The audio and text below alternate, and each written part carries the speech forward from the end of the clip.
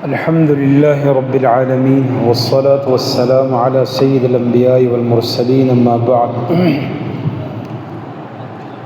فأعوذ بالله من الشيطان الرجيم بسم الله الرحمن الرحيم رب اشرح لي صدري ويسر لي أمري واحلل عقدة من لساني يفقهوا قولي سبحانك لا علم لنا إلا ما علمتنا إنك أنت العليم الحكيم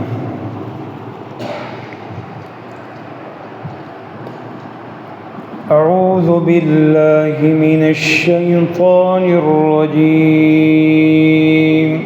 بسم الله الرحمن الرحيم وإذ أخذنا ميثاقكم ورفعنا فوقكم الطور خذوا ما آتيناكم بقوة واذكروا ما فيه لعلكم تتقون ثم توليتم من بعد ذلك فلولا فضل الله عليكم ورحمته لكنتم من الخاسرين وَإِذْ اور جب اخذنا لیا ہم نے میثاقکم پختہ وعدہ تم سے وَإِذْ اور جب اخذنا لیا ہم نے میثاقکم پختہ وعدہ تم سے ورفعنا اور بلند کیا ہم نے ورفعنا اور بلند کیا ہم نے فوقکم تمہارے اوپر فوقکم تمہارے اوپر الطور طور پہاڑ کو تو خذو لے لو یعنی ہم نے حکم دیا خذو لے لو ما اس کو آتیناکم جو دیا ہم نے تم کو بقوتٍ قوت کے ساتھ وَاذْكُرُوا یاد کرو ما فیہ جو کچھ اس میں ہے وَاذْكُرُوا یاد کرو ما فیہ جو کچھ اس میں ہے لعلکم تاکہ تم تتقون پرہیزگار بن جاؤ وَإِذْ اور جب اخذنا لیا ہم نے میثاقکم تم سے پختہ وعدہ میثاق معنی وعدہ کم تم سے تو میثاقکم تم سے پختہ وعدہ تو جب ہم نے لیا تم سے پختہ وعدہ ورفعنا اور ہم نے اٹھایا بلند کیا فوقکم تمہارے اوپر الطورا طور پہاڑ کو خذو ہم نے حکم دیا خذو لے لو ما آتیناکم اس کو جو ہم نے دیا تم کو آتینا جو دیا ہم نے تم کو بقوت مضبوطی سے یعنی خذو ما آتیناکم بقوت جو ہم نے تمہیں دیا اسے مضبوطی سے تھام لو وَاذْكُرُوا یاد رکھو ما فیہ جو کچھ اس میں ہے لعلکم تتقون تاکہ تم اللہ کے عذاب سے بچ جاؤ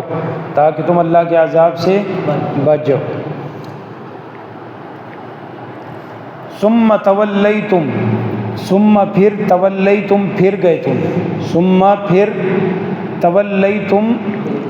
پھر گئے تم من بعد ذالک اس کے بعد کس کے بعد اس واقعہ کے بعد فلولا پس اگر نہ ہوتا فضل اللہ کا فضل علیکم تم پر ورحمتہ اور اگر نہ ہوتی اللہ کی رحمت اگر اللہ سبحانہ و تعالیٰ کا فضل نہ ہوتا تم پر ورحمتہ اور اس کی رحمت نہ ہوتی تم پر لکنتم یقیناً تم ہو جاتے من الخاسرین خسارہ پانے والوں میں سے تو اگر اللہ سبحانہ و تعالیٰ کی رحمت تم پر نہ ہوتی تو تم کیا ہوتے تم سب کیا ہوتے خسارہ پانے والوں میں سے، تم سب کیا ہوتے یقیناً تم خسارہ پانے والوں میں سے ہو جاتے۔ وَلَقَدْ البتہ تحقیق عالم تم جان لیا تم نے الذین ان لوگوں کو اعتدوا جنہوں نے زیادتی کی منکم تم میں سے فی السبت ہفتے کے دن میں، فقلنا پس کہا ہم نے لہم انہیں کونوا ہو جاؤ قردۃ بندر خاسئین ذلیل۔ وَإِذْ أَخَذْنَا اور جب ہم نے وعدہ لیا، یہاں سے دہرائیں، وَإِذْ أَخَذْنَا مِيثَاقَكُمْ جب ہم نے لیا تم سے پختہ وعدہ،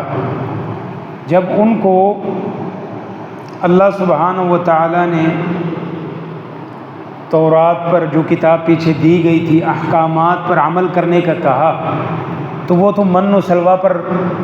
جو ہے نا وہ نخرے کرنے والی قوم تھی، اور ہر چیز میں وہ جو کہتے تھے وہ سہولت والی۔ اب جب ان کو شریعت پر عمل کرنے کا کہا گیا، انہوں نے کہا نہیں بھائی ساڈے کو تو نہیں ہوندا، ہم سے عمل نہیں ہوگا۔ اللہ نے کہا اچھا ایسے نہیں تو ایسے صحیح، کیسے عمل نہیں ہوتا، مانتے ہو کہ نہیں؟ اللہ سبحانہ و تعالیٰ نے طور پہاڑ کو ان کے اوپر بلند کر دیا، جیسے کوئی بچہ بات نہیں مانتا یا کوئی کرتا تو چھوٹے اٹھا کے ہاں جی مانتا ہے کہ نہیں مانتا، تو اللہ سبحانہ و تعالیٰ نے ان کے اوپر طور پہاڑ کو بلند کر دیا۔ کیسے بلند کیا؟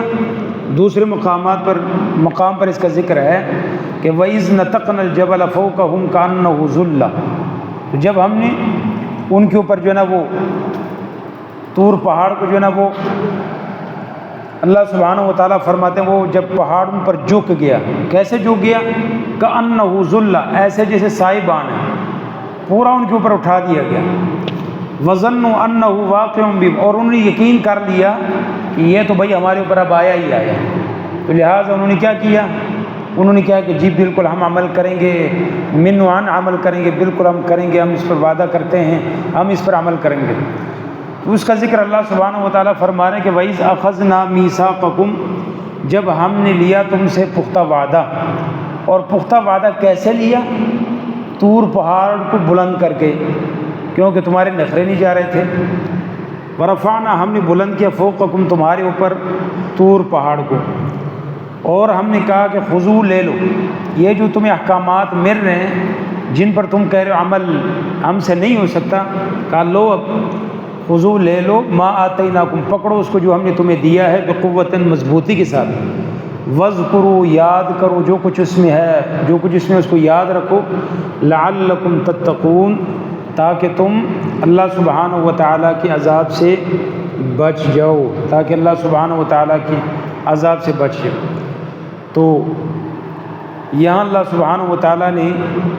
بنی اسرائیل کی ایک اور جو ہے نا وہ ناشکری کا بھی ذکر فرمایا کہ جب ہم نے ان کے اوپر طور پہاڑ کو بلند کیا، کس لیے بلند کیا؟ وہ اللہ کے احکامات پر عمل نہیں کر رہے تھے، گویا کہ یہ طور پہاڑ کو بلند کرنا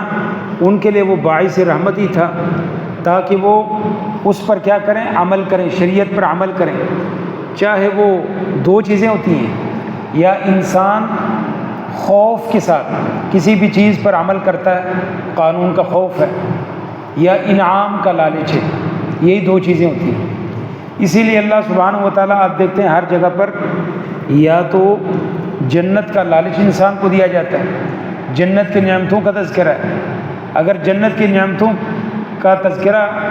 اس کے ساتھ ہی جہنم ہے کہ اگر تمہیں نعمتیں نہیں چاہیے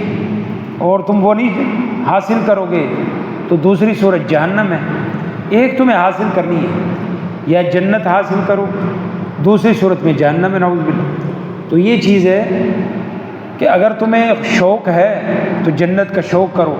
خوف ہے تو جہنم کے خوف سے تمہیں بچنا چاہیے۔ تو گویا کہ خوف کے ذریعے ان کو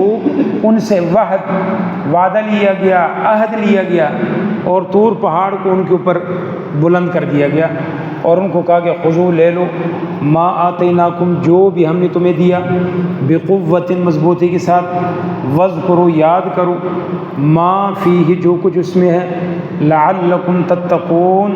تاکہ تم بچ جاؤ اللہ سبحانہ و تعالیٰ کے عذاب سے۔ ثم پھر تولی تم پھر گئے تم من بعد ذالک اس کے بعد، یعنی یہ پختہ وعدہ کرنے کے بعد تم پھر گئے،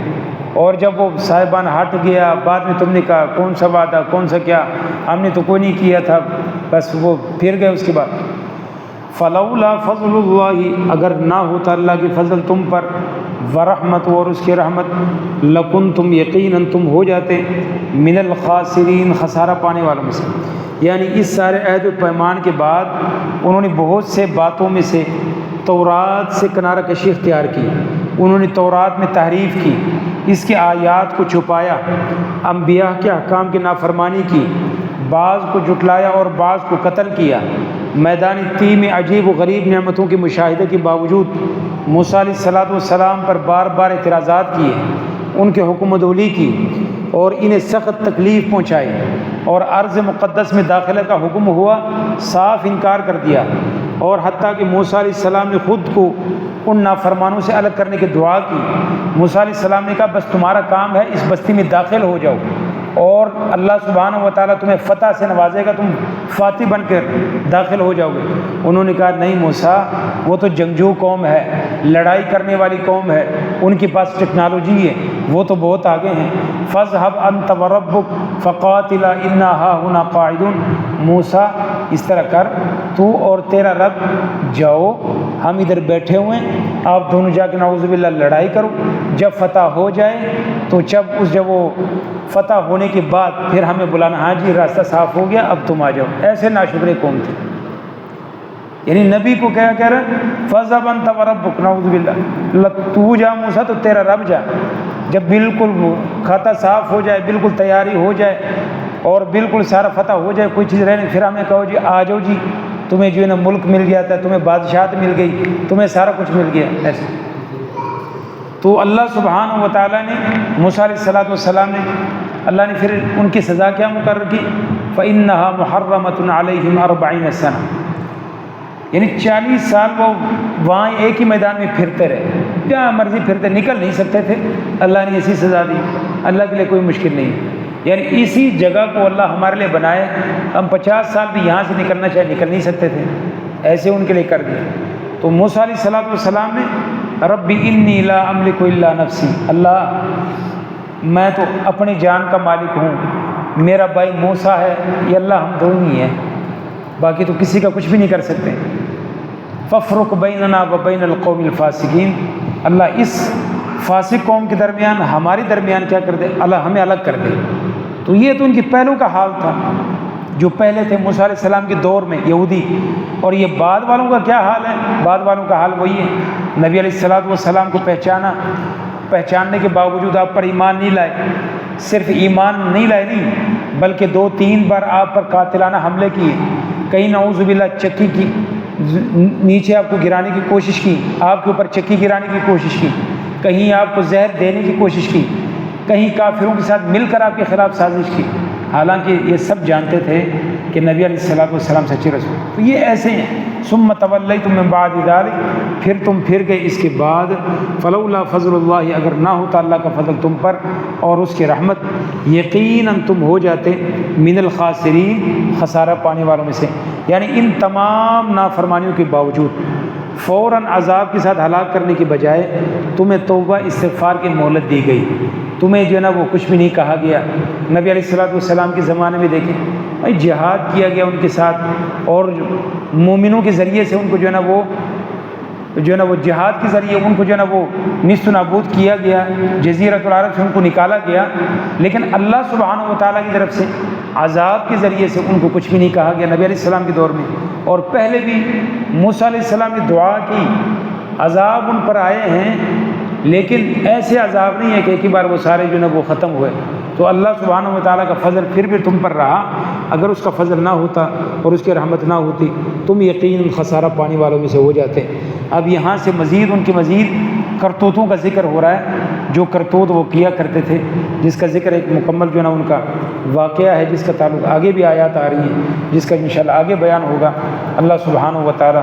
جو بنی اسرائیل کی عادات سیئہ، بری عادات سے ہمیں ان سے سبق حاصل کر کے بچنے کی توفیق عطا فرمائے، اور جو نیک اعمال ہیں